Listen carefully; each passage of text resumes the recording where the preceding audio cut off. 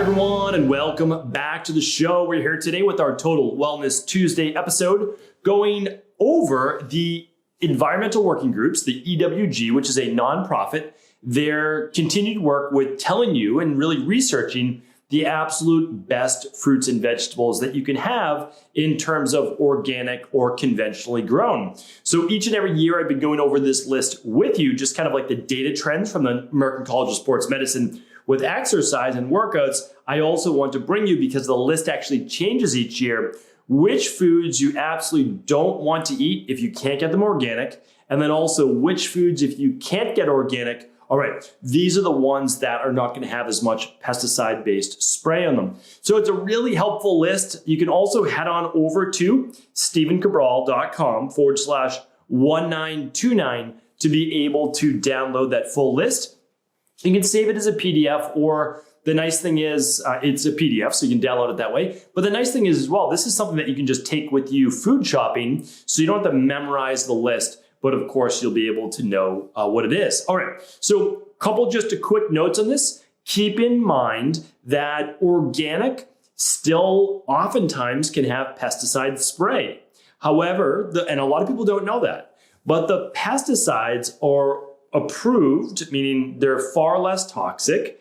And the other thing is that they can be organic in nature. So sometimes they'll actually use forms of citrus oil as a pesticide spray. Sometimes they will use actual metals like copper. And that's why, again, we'll be talking about that today, that you still want to go through a washing process, even with organic fruits and vegetables, if you purchase them from a local farmer that you don't know. And again, we're going to talk about where to find local farmers today. So we've got a lot of information to go over. So I just want to mention that about organic. It can be completely non-sprayed at all. So there are many farmers in the Massachusetts location area that I know. And there are also farmers locally in Maine that I go to that I know they don't spray at all. Like there's just zero spray at all. So of course, then we can eat all of those, no problem. There's no issues. Even on the organic, there's no issues at all.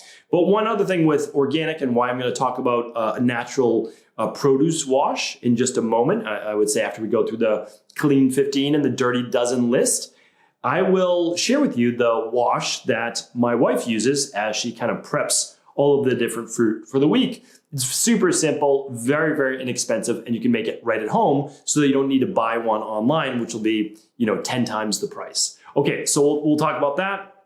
And the reason you still want to use that, even if there's no spray, usually is because there can still be bacteria and pesticides and other items on those foods, okay? So again, some people choose to eat it right out of the ground. I do sometimes, to be honest with you. If it's my own personal garden in Maine, I will eat a lot of these things right out of the ground. They have lots of bacteria on them. Much of that can be good probiotic bacteria for the gut. Doesn't work for everyone. Not necessarily saying you should do it or not do it. Err on the side of caution, I always say. I'm going to give you a nice little do-it-yourself produce wash at the end of the show. Okay, now for pesticides, if you don't know about how harmful pesticides are, I just want you to understand that glyphosate is now proven to cause cancer, okay? So they just, this is not new, I should say. It's about now 2 years old. Unfortunately, the first major court case awarded a worker that was using glyphosate to kill weeds around a school, got some on his hand, ended up with cancer, and paid out millions of dollars to his family. But unfortunately, he has 2 children, and those children, unfortunately, are probably going to grow up without a dad. And, this is one of the big issues. So that's actually being, dosed with glyphosate. But a lot of people say, well, there's no issues with pesticides because the FDA says it's okay. Well, you have to understand is they're looking at it in a microdose. They're not looking at it as a macro dose over years and decades. Okay. So I want you to just think about it another way though. I wrote about this in my book, The Rain Barrel Effect. And I said that in labs, when they want to study cancer research in mice and what might be effective, is they actually give the rat itself a dose of a pesticide. And that pesticide causes cancer in that lab rats. So then they can try to figure out how to cure cancer. And I always find this the strangest thing because now I'm not saying that pesticide automatically causes cancer. There are many things that cause cancer, But if we already know one of the things that cause cancer, why are we still spraying it on our food? Very, very strange, right? Very strange. And one other thing I want you to think about is this. A lot of people, you use bug spray because you want to keep the mosquitoes away, or you want to keep the ticks away, or whatever it might be. And, think about, there's natural bug spray, which is what I've recommended many, many times. If you want to see the natural bug spray I recommend, you can just go to stephencabral.com/resources. It should be right on that page. And then, of course, you can go to stephencabral.com/podcasts if you ever want the in-depth knowledge of what it's all about, because I always go through it on my Friday reviews. So, my family and I've been using it for many, many years. We use natural bug sprays, natural tick repellent, etc. I use it for my dog as well. But a lot of people still use DEET and off-based bug sprays, and these things are so toxic to the nervous system. I mean, they really are. But when we think about it, we're spraying bug spray, fungicides, herbicides, pesticides, antibacterials on the plants themselves, on the fruits and vegetables. Well, what happens is you eat all of that bug spray. Now you might say, well, I would never spray bug spray in your mouth, right? If you're putting bug spray in the body, you probably try to keep your eyes closed or keep your mouth closed, right? Well, it's honestly pretty much the same thing. When you spray it on food, you might as well just spray bug spray right in your mouth. I mean, people think that that's an exaggeration. It's not. You're eating bug spray that's on the outside of these fruits and vegetables that have been sprayed with bug spray. And they use different names like pesticide. Well, what are the pests? The pests are the insects, right? They're the bugs. We spray against them. So that's what really they're talking about. And with a lot of these genetically modified foods, they're genetically modifying them to be able to stand up to something like a glyphosate or a Roundup, right? And that allows them then to not totally destroy the plant, and yet the plant withstands then this, massive amount of pesticide. And if you've ever seen any of the photos, I put them inside my book, The Rain Barrel Effect. I know for sure they're on my, if you go to equa.life/detox, there's one there. And the people spraying these are typically in hazmat suits with full gas masks on when they're spraying these in the fields. And that's because they know they're poisonous. They know they could cause cancer. So I just don't want you to fall victim to any one of these harsh, health-based conditions because you've been consuming a lot of pesticides. Now, do I think it's the only thing to watch out for? No, I don't. But I did list it as one of my top 10, in my book. And that book, by the way, it's available anywhere, but also all profits go to charity. So, as I talk about the book, I want you to know that every single dollar that might come to me from that book, I donate to charity. And one of those is actually the Environmental Working Group. They're a nonprofit, and that's what we're going to get into right now. So the Clean 15 and the Dirty Dozen are listing the 15 foods that are clean and that would be okay purchasing non-organic if you couldn't afford to purchase organic for everything. And again, I know that there's many people in that position. I was there myself, many years ago, thinking about, okay, I have this much to be able to spend on groceries. Organics cost twice as much. I can't afford to pay all of them. So I totally understand. And what I want to do is just make sure we help everybody make the best choices for sure. So let's go over that right now. And also, I just want to state, people have different biases towards the food they eat. So for example, in my family, we don't spend, money wildly at all, but we do spend money on good food. There's no doubt about that. That's just what we've decided. It doesn't mean that it's the right choice. It's certainly not the only choice. We've just decided, my wife and I, hey, we're going to spend money on good quality food. And that's what we do. And we'll just pull back in other areas. But for some people, they don't see the value in it. So I understand. So for the Clean 15, for people that don't see maybe the value in it, or they just can't afford all organic, these are the ones that are going to be less sprayed with pesticides. And then I'll give you a pesticide wash at the end of the show to use as well. And then for the Dirty Dozen, well, the Dirty Dozen means don't purchase these ones unless you can purchase them organic. Okay, so let's go over that right now. I'm going to pull up the list. Again, I will make that available for you at stephencabral.com/1929, which is where today's show notes and takeaways are. All right, so let me expand this. Let's go over the Clean 15 first. Again, these are ones that you could purchase non-organic. I still choose to purchase them organic, but if you wanted to purchase non-organic, these ones are going to be less heavily sprayed or you could peel off the skin and it doesn't absorb into the flesh of the fruit or vegetable itself. All right, so cleanest to not as clean, but still in the clean 15. So absolute cleanest, avocados, okay? So avocados, great one. They're starting to be genetically modified, so just make sure you never purchase genetically modified foods. If you don't know what genetically modified foods are, we'll try to link up my show on GMO foods today at stephencabral.com/1929, since that's a totally different topic. All right, avocados are clean. Sweet corn is clean. Think about corn, you can pull off that husk. Pineapple, typically you don't eat the outside of that pineapple. Just make sure your pineapple is non-GMO. Onions, okay, we're peeling off the outside of the onion. They're also growing under the ground. We have papaya. Make sure it's non-GMO papaya. They make GMO papayas, all right? So make sure it's non-GMO. Doesn't have to be organic, but make sure it's non-GMO. Frozen peas or sweet peas, they typically are going to be frozen because they've been, I don't know what you call it when you take the outside of the pea shell off. I guess maybe husking the pea. I don't know. But the peas, the inside of the peas. All right, we've got eggplants. We have asparagus. We have broccoli, one of my favorites. We've got cabbage. We have kiwis. That's it. That was a surprising one to me. It's interesting because kiwis can't be heavily sprayed because they have a very thin skin, so anything could move through that skin. And also, I don't, but a lot of people eat the skin of the kiwi. So just a little fun fact right there. Number 12 would be cauliflower, the cousin of broccoli. We have 13 as mushrooms. We have 14 as honeydew melon. And we have number 15 as cantaloupe. Again, honeydew melon, cantaloupe, you are peeling off the skin and you're eating just more of that inside. So I'm going to read that list one more time. From cleanest to moderately clean, which means, again, you don't have to purchase organic. Avocados, sweet corn, pineapple, onions, papaya, sweet peas, eggplant, asparagus, broccoli, cabbage, kiwi, cauliflower, mushrooms, honeydew melon, and cantaloupe. That is your clean 15. All right, so that is the 2021 list, and it is different than last year. All right, it has been updated. So let's now go over the dirty dozen. Just a quick refresher. These are the ones, in my opinion, that you should never buy unless you can get them organic. And here's why. You cannot wash off the pesticides from these foods. Let me repeat that. You cannot wash off all of the pesticides from these foods because they get absorbed into the flesh of the fruit or vegetable.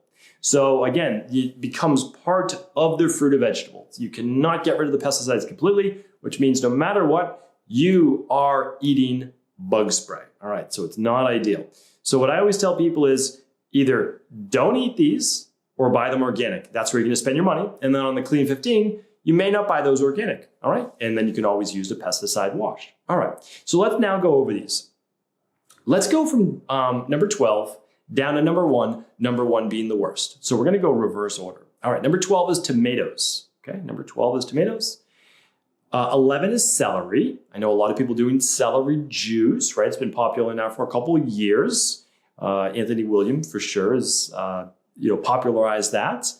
You want to be careful. You definitely do not want to juice non-organic celery. All right, you are juicing bug spray. I can't say that enough. Not good. So number 10 is bell peppers and hot peppers. Number 9 is pears. Number 8 is peaches. So always think about that soft skin, right? If it has soft skin, it's going to be absorbed in. Number 7 is cherries. Really important one. I love cherries during the summer season. I believe on tomorrow's podcast, I'll be talking about eating seasonally. I absolutely love organic cherries. But again, it has to be organic. Number 6 is grapes. This is a big one. These are always on the list. Grapes are heavily sprayed fruit. Heavily sprayed. This is also why if you're drinking wine, I can't recommend enough that if you drink wine, please go with an organic, ideally biodynamic based wine. Your headaches, your breakouts, your liver, it's all going to appreciate you to a far greater degree. All right, number 5 is apples. So just like pears, apples have that softer skin and you eat the skin. All right, so that's a big part of it. Number 4 is nectarines. Number 3 is kale, collard greens and mustard greens. Collard greens and mustard greens jumped up on the list this year. They basically grouped them with kale. Kale, I believe, was number 1 last year. Number 2 is spinach. That's always typically in the top 3. Spinach absorbs in. It's a soft, leafy green. It absorbs in all of those pesticides as well. And number 1 is strawberries. Strawberries is always number 1. Number 2 or number 3, strawberries is always the top of the list. I know people love strawberries. I like strawberries as well. My youngest daughter, it's her favorite fruit. We never purchase strawberries if they're not organic. And I know that sounds kind of maybe elitist or snobby, but it's not. It's not. It's just simply a decision that I've made. So I talked about many podcasts ago on a Mindset and Motivation Monday. You have to just live by certain principles to make your decisions in life easy. I've just simply said, listen, I'm just not going to eat pesticides. I'm just not going to. I can purchase other berries. If I don't have organic, I can purchase other berries that are not going to have this level of pesticide. But strawberries are heavily sprayed. They are sprayed the greatest out of anything that I know. So strawberries are up there because they will just get eaten alive by bugs. All right. So strawberries you have to be very careful with.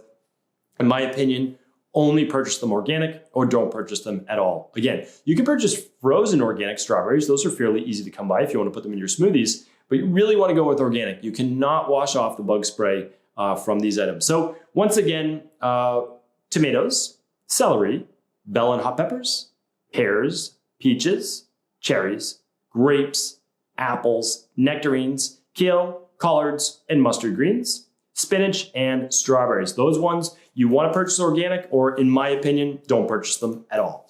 All right. So I've given you the clean 15. I've given you the dirty dozen. Clean 15 can be purchased non-organic. Dirty dozen should always be purchased organic, in my opinion. Now, all of those can be downloaded at stephencabral.com/1929. We'll also put other links there for the GMO-based show and anything else I've mentioned on the podcast as well. All right, so let's see. I want to give you now the recipe that you can use for your Clean 15 or really any fruit or vegetable as well that might be conventionally based or sprayed at all. Or if you ever have a question mark, feel free to just use the wash as well. All right, this is exactly what we do. We use an amber colored, amber spray bottle, so amber glass. I've talked about this before, but again, I want to talk about it again here today.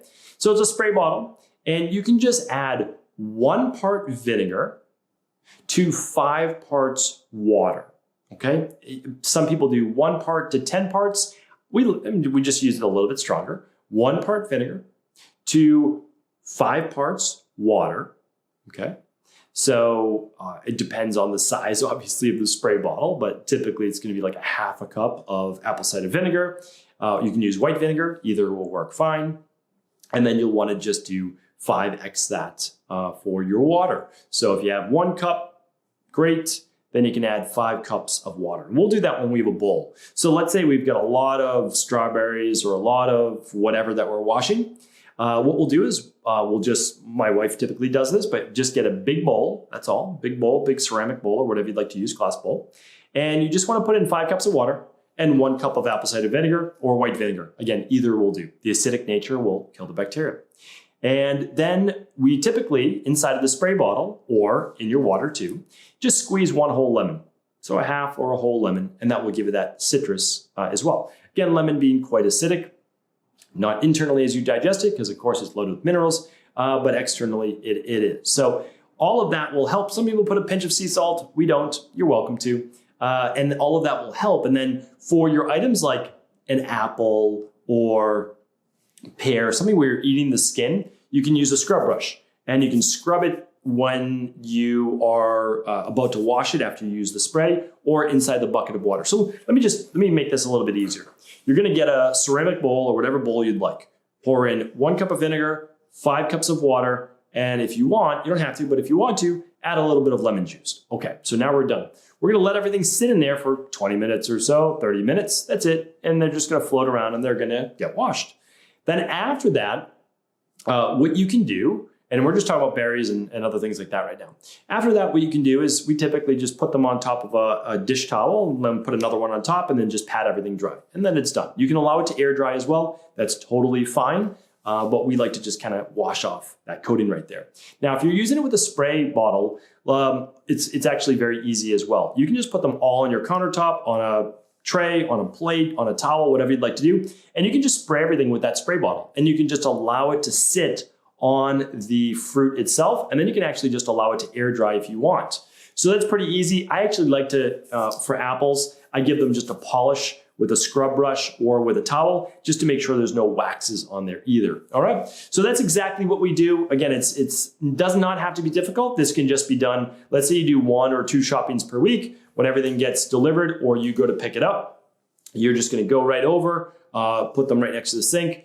Here you have your bowl right there, or you've got your spray bottle. Clean them. That's it. Put them right back in the fridge or on your countertop, wherever you prefer to keep them. So this is it. I mean, really, as long as you have the knowledge, which I'm really thankful for organizations like EWG, then you know what you can do, what you can get away with, and I think it's really beneficial. It really is. So there's always a way to be able to keep ourselves, and our families healthy. And this is just one great way to do that. So hopefully this was helpful. And of course, if it was, please do feel free to pass this information along to anyone else you believe it could serve. Take care, everyone.